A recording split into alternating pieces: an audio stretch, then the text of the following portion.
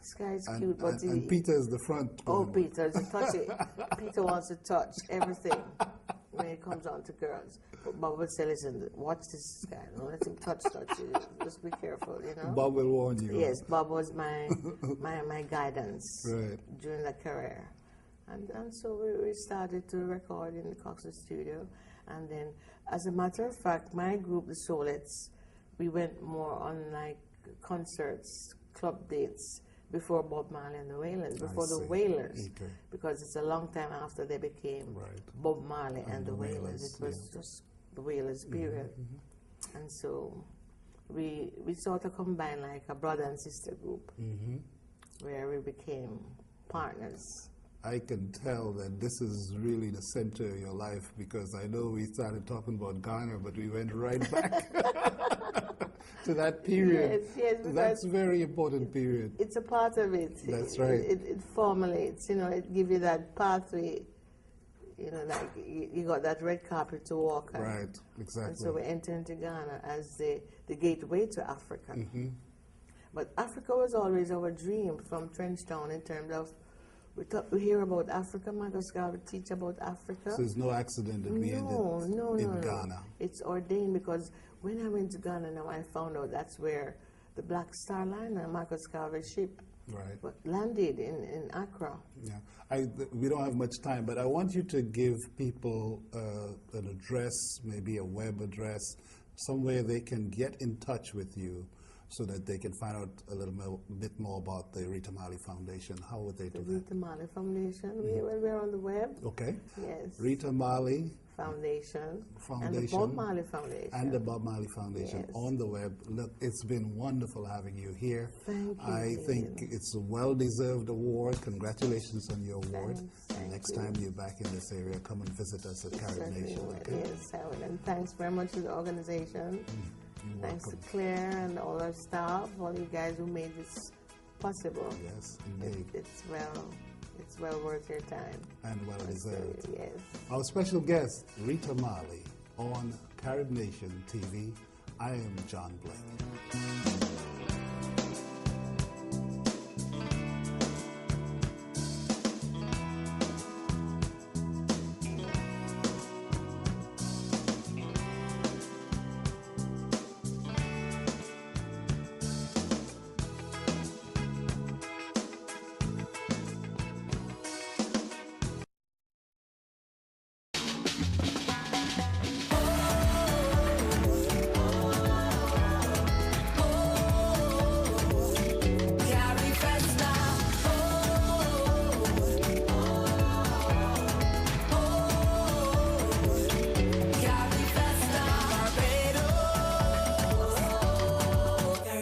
We gather as one, united Caribbean. We join hands in one big cultural explosion. The heartbeat of the drum, our rhythm in the sun. With pride and passion, time for celebration. Let's show the world boundless creativity. Let's show the world the beauty of our artistry. Let's show our roots, Caribbean roots. Our roots, Caribbean roots.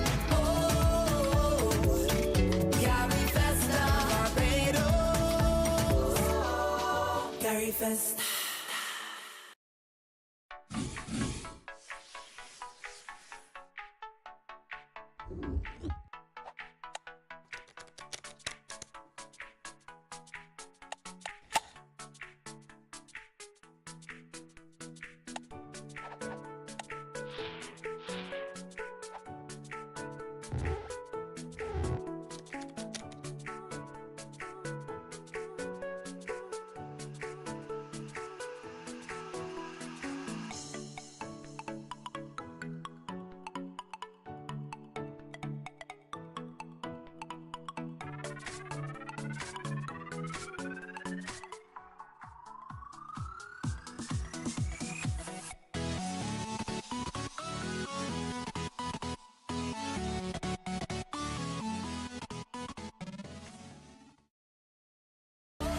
Coming up, the best of Barbados and more at Carifesta 15. International interns enjoy breakthrough opportunities. History with a side of salsa. Yes, we're in San Juan. Community programs in Dominica receive a major boost. The home base with all you can ask for. It's all next on this station.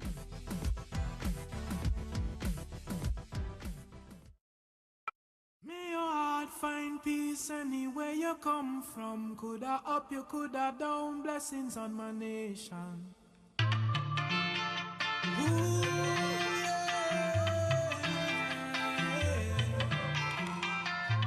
Oh yeah, oh yeah.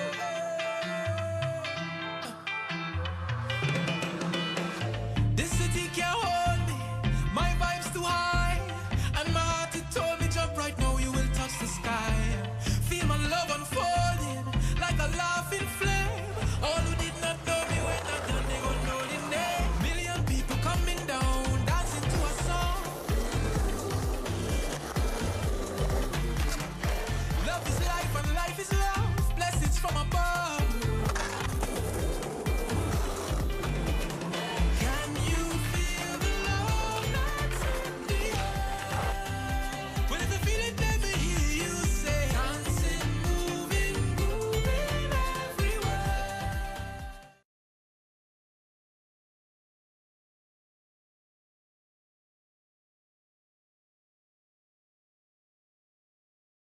All the way from Africa land, I'm coming to hear them singing.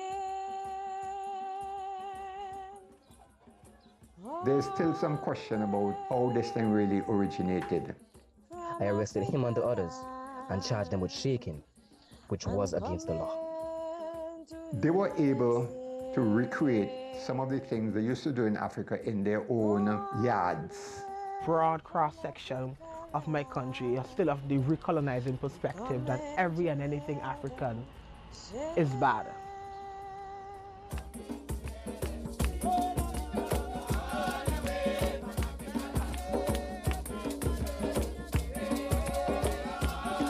Baptist people were noticed as illiterate, they don't, they can't read, they can't write. They would see candles, incense, and all these things, and they would feel, where they walking. The ringing of a bell is a symbol of the faith. The bell is a must to show the world who you are as a spiritual Baptist. Even when they ring it, there was consequence of being jailed and thrown into prison. We thank the late Ebenezer Theodore Joshua for paving the way, for repealing the law. We thank Georgia McIntosh, we thank Milton Cato. I am extremely happy and proud that the politicians now understand the struggle of the spiritual Baptist faith and could give way for us to have a holiday. Spiritual baptism is a unique trait, you know.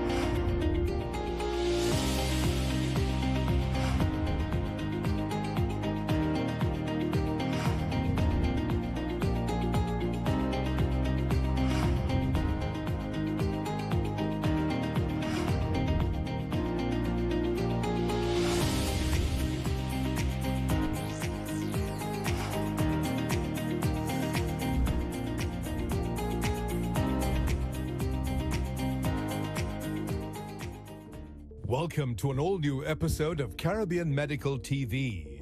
Today's focus, nutrition and gut health. The Caribbean is well known for its diverse and rich agriculture that serves as a source of nourishment, celebration and community. We begin our journey from within and hear how our digestive system plays a crucial role in our overall health. there's so many different factors which can impact on your digestive system, because there's a very strong connection between your intestinal tract and your central nervous system or your brain. So your digestive system is sometimes referred to as your second brain, your second nervous system, because the connections are very strong between the two, and one can impact it very heavily on the other one. So anything that you consume goes into the digestive system, it's broken down, the essential aspects of it are absorbed for nutrition, to repair the body, to grow the body, to change certain things. Anything that's not needed is eliminated as waste, and all of this has to be functioning adequately for the body to actually function. So energy is produced from your nutrition, and of course energy is needed for every function of the body. It's very important, the gut health. Literally everything you put in your mouth, it gets digested or broken down in the bowels, and it does have an effect on your overall health. So the gut has millions of bacteria. We do like to speak about what is healthy bacteria and not for the stomach.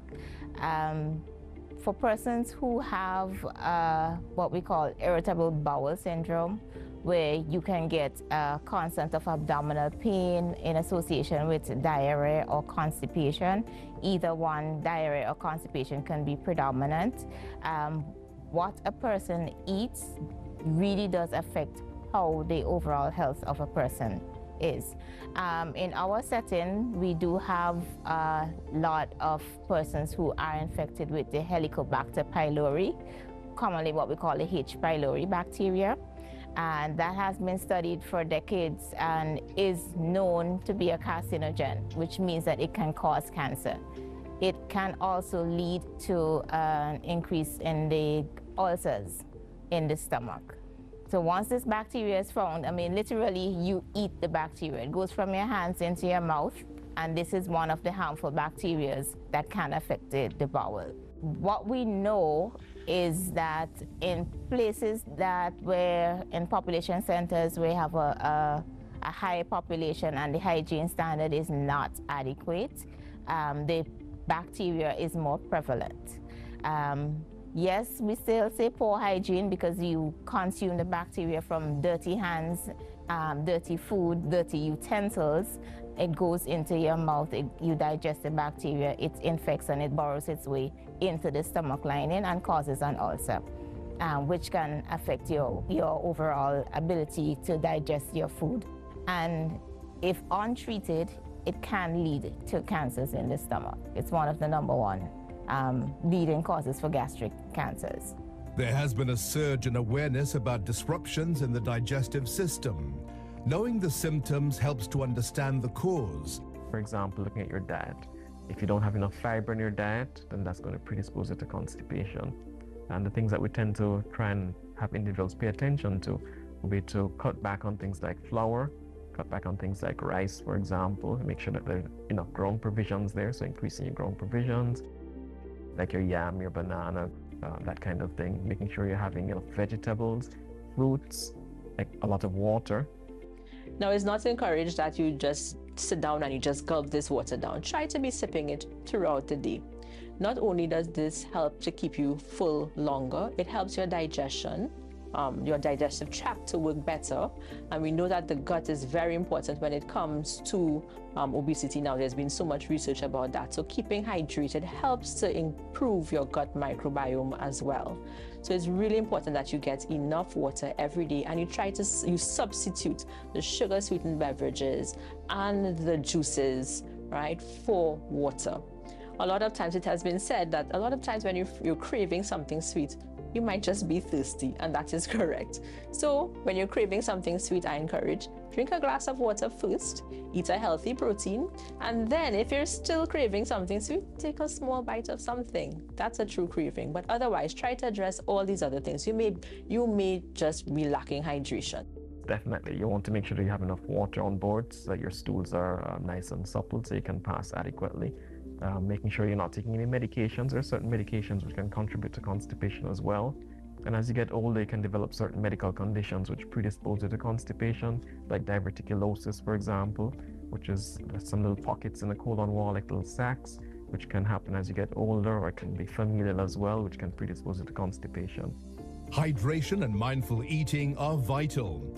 However, there's more to the equation, as Dr. Kristen West Gustav of St. Lucia discusses. Moderation is key, and when moderation is not factored in, a new issue can arise.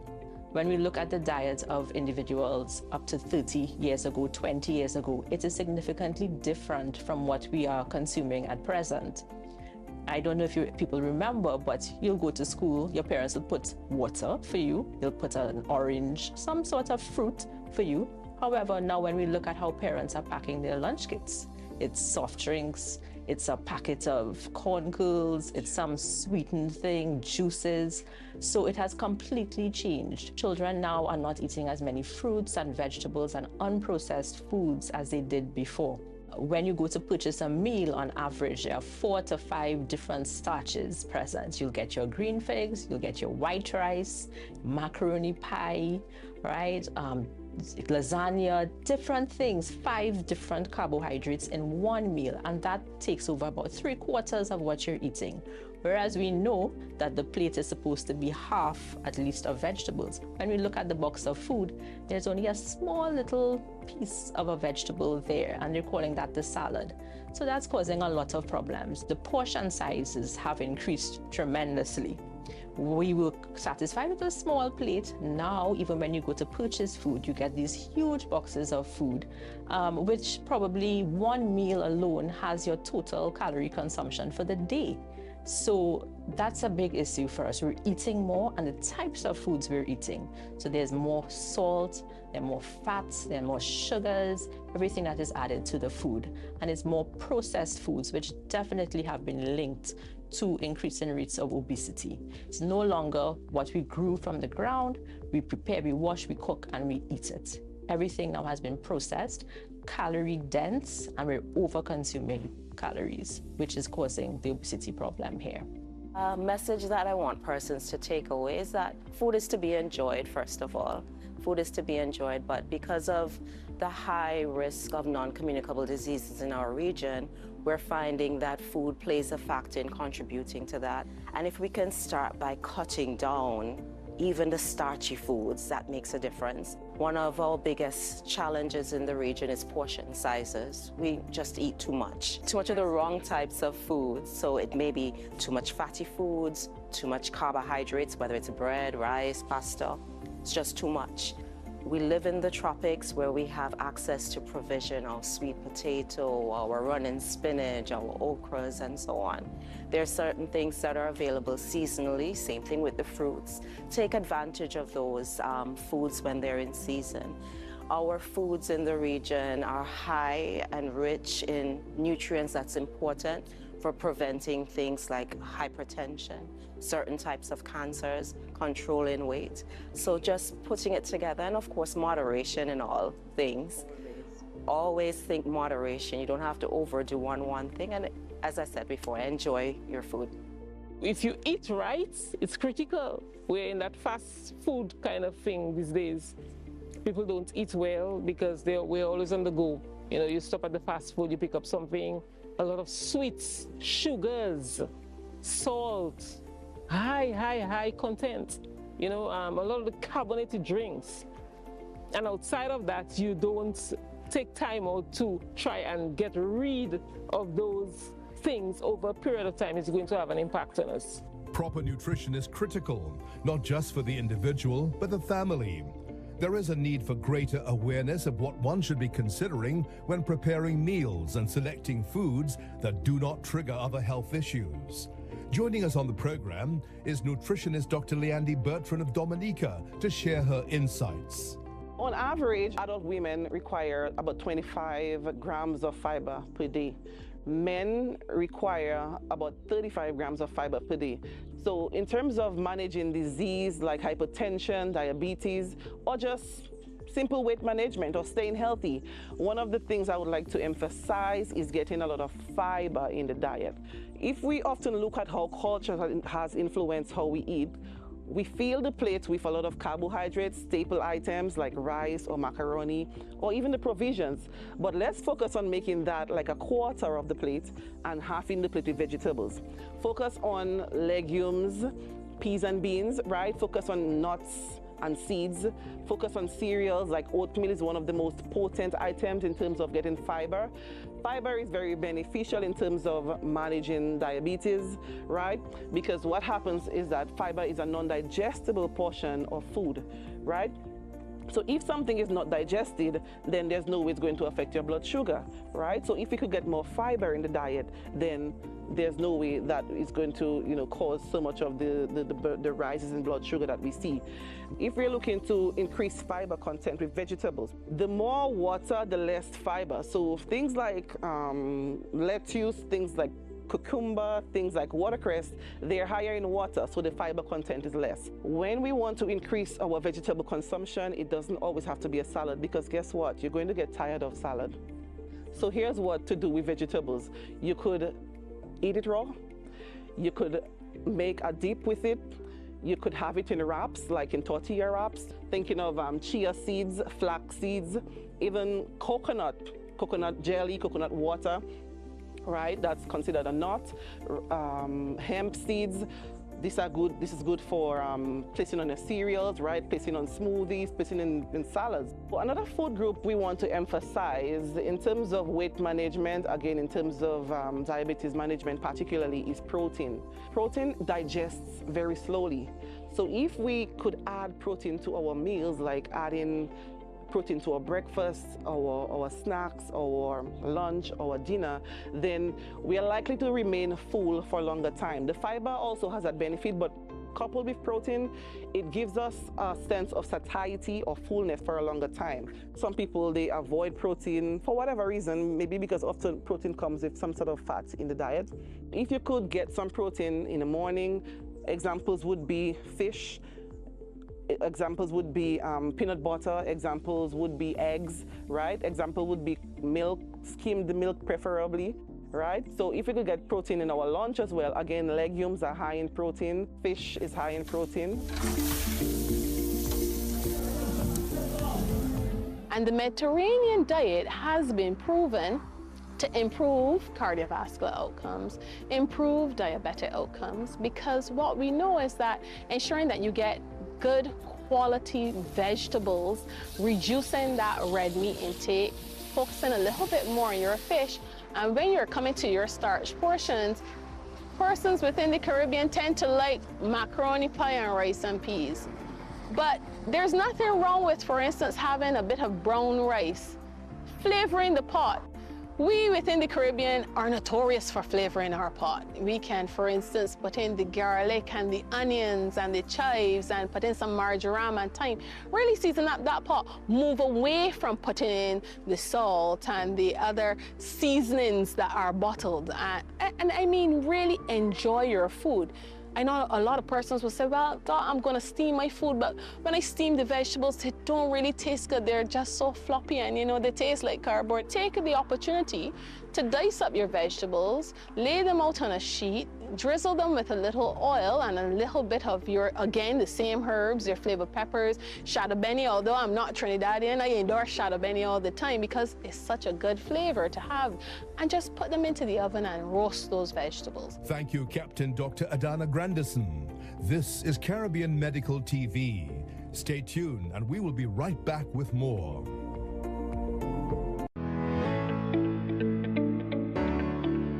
Republic Bank is more than just a financial institution. We've been a steadfast partner in the communities we serve, investing in their future through our Power to Make a Difference program for more than 2 decades. Our aim is to drive meaningful change, expand our sustainable footprint, and ultimately build more resilient communities. Our footprint spans 16 territories across the Caribbean, South America, and West Africa. We understand that true success is built on the strength of our communities. That's why we're committed to making a lasting, positive impact. This is why the Power to Make a Difference isn't just about funding. It's about active participation, It's about providing crucial support and guidance to our valued non-governmental partners, empowering them to achieve the United Nations Sustainable Development Goals. By working together, we can create a movement of positivity that resonates throughout the territories in which we operate. I am Navin Dukuran, CEO of Exim Bank, and we understand the power, impact, and transformative potential each citizen has. Our vision is to transform the domestic export environment and be the preferred trade finance service provider, creating value and making a difference in our national economy. Here at Exim Bank, we recognize that we operate within a complex rhythm that exists in our social structures and biodiversity. It is written in every community and generation. So let us work together to facilitate growth and expansion, creating sustainable employment while respecting our planet and our environment. Our nation's strength lies in the people and the generations to come from the work we do today. The journey is before us and the challenge is here. The need is now. We are but a reflection of the world we live in. So let's work together to make it a better, healthier, and more sustainable one.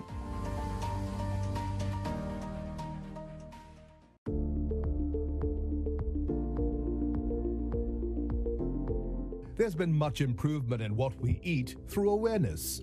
We once again return to St. Vincent and the Grenadines to hear from Dr. Badnock about aspects we should be aware of with our food and spice selections.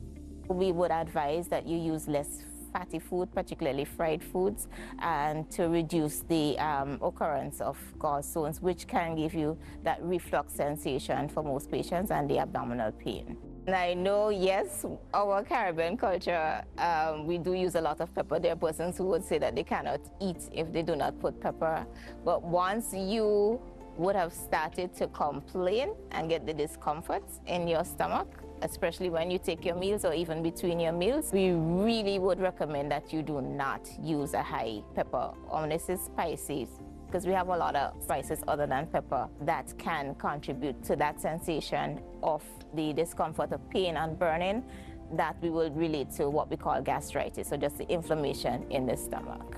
Apart from the spicy and the processed and the fried, the other modification that we would advise really is for less red meat. A big thing, yes, we know pork is technically a white meat, but it usually has quite a bit of fat on it, so we would advise to use less of it. What we know of colon cancers to date has a direct relation to how much red meat that you use, so we would advise to use less of it. And even the method of preparation, we still advise that you probably bake or grill or steam instead of stewing and frying to reduce the effects. The countries with the highest incidence of cancers are places like the US and Canada, which we know that their foods are extremely highly processed.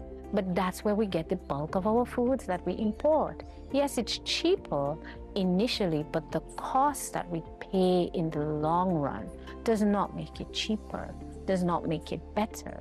The same countries, when they're exporting to other regions that have stringent restrictions on what their people are allowed to eat, like say, the same thing, the same product that is sold on the shelf in the US, that same brand sells a completely different product to Europe because rural Europe refuses to accept it with significant additives and preservatives. So why can we not stand up for ourselves and insist that we get better quality foods? Politics is politics and industry is industry, but the health of our children should be paramount. So we continue in our advocacy drive, trying to get front of package warning labels on consumables. In fact, many of the consumables on the shelf do have the labels. We are an importing society, so we see many products with those labels on, but not enough really. Absolutely. So I think that we have a number of crises going on here. We have the well-known, well-established NCD crisis. And before, when we thought about NCDs, we would say that was an older population issue. That is no longer the case. We are seeing obesity infiltrating the younger population in a very significant way. Before, persons being diagnosed with hypertension and diabetes pre-40 was unheard of, apparently for, let's say, type 1 diabetic. But now we're seeing more and more persons being affected with hypertension and diabetes at quite a young age.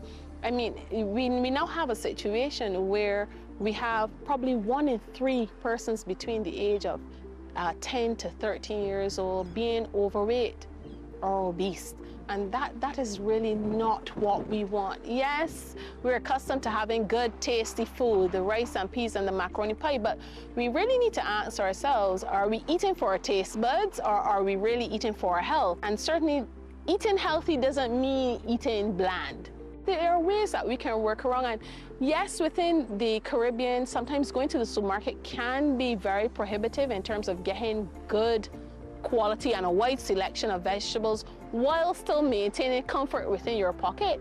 But we do have the benefit that we have lots of vegetable markets throughout the region. And so we should take advantage. I want to really encourage persons, I do it every single Saturday morning, we should really encourage persons to get up, getting that walk around the market very early, getting the opportunity to look at your local vegetables, getting the opportunity to be able to pick the not only just local but in season, which actually provides you with even more nutritional benefit that you can then go home and prepare for your family. We head to Trinidad and Tobago to discuss food security, a major component and reality before us, and what the agricultural sector is doing to prepare. Food security basically talks about ensuring that all persons have access to food at all times. There are 4 main components which would talk about availability. So is it being produced in place? So the food is being produced in country or being imported? Is it accessible? Which talks about not only is it near to where you and I can buy it, but I also have to have the economic means to be able to access it. Utilization talks about how well we use it, how our bodies use it to be able to meet our nutritional needs, to ensure health and well-being. And of course, stability means that you have a stable access at all times. And for you to say you're food secure, whether it be at a country level or at a household level, is that all 4 components have to be basically in place simultaneously. You can't have one without the other. Nutrition security speaks to those things as well, but it talks about there needing to be nutrition education as a component to ensure that persons are empowered to make the right food choices for themselves, and they also having access to healthcare services that can then meet their health needs. We're seeing persons not making exactly the most healthy choices in the groceries.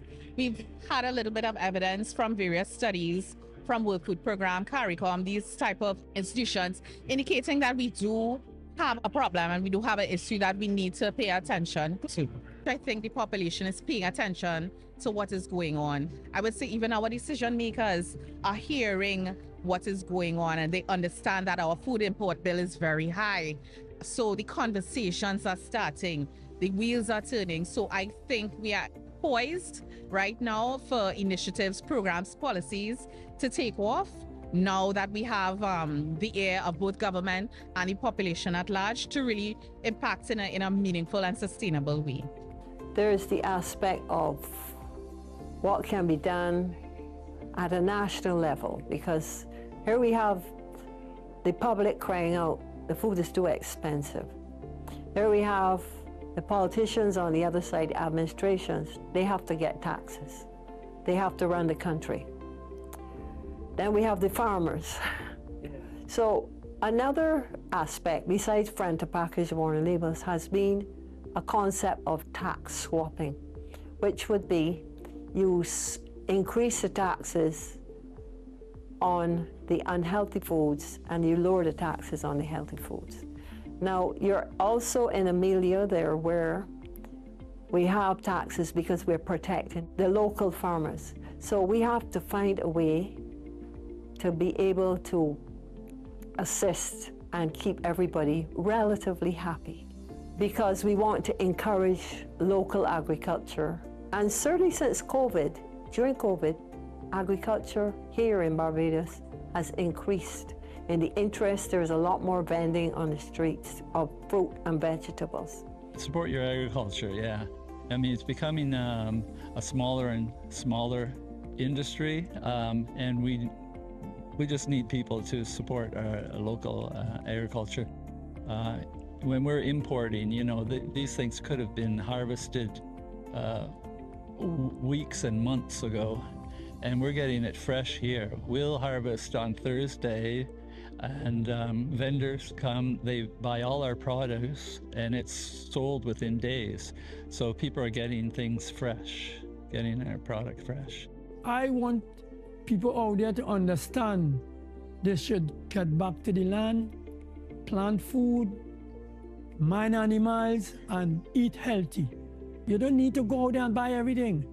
We have, from the same dasheen bush, you're getting your edos, you're getting dasheen, you could plant your little yam, you could plant many different things.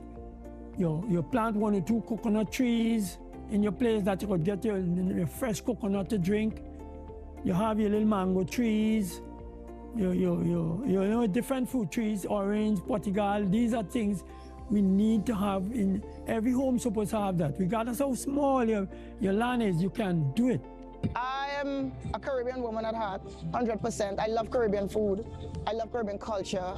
I love everything about our Caribbeanness. That's how I should coin that. I like that. Our Caribbeanness, wonderful, yes. I love everything about it. And I'm also a cook. So for me, cooking Caribbean food as part of your diet and still maintaining a level of fitness in your life, that's what we're trying to get people to understand. A lot of the time people think you have to have a foreign diet to get fit. So every time people decide, I want to lose weight or I want to tone up, we lean towards the foreign diets. When we have so many healthy stuff, our herbs and our spices here are amazing healing. So I am encouraging people, use your food as medicine. Understand? Eat to heal, eat to treat, eat to be better. Don't just eat. And the thing about it is the majority of our Caribbean cuisine has some form of a health benefit to it. So if we encourage people to do that, then we would lower stuff like blood pressure and combat diabetes and all these different things that people are being afflicted with. We have a beautiful savannah. Walk around it, and then you could go home and eat something Caribbean, so you get a double dose of wonderfulness. Thank you, Fayanne. Special thanks to the entire fishing and farming community for all that you do for us in the Caribbean. Our fishermen and farmers are the backbone of our nation's food supply, working tirelessly to get nutritious foods from farm to table, and we applaud the great and important work you do. This is Caribbean Medical TV. Thanks for viewing. Stay safe and stay healthy. You see that sign there? Eh? Yeah.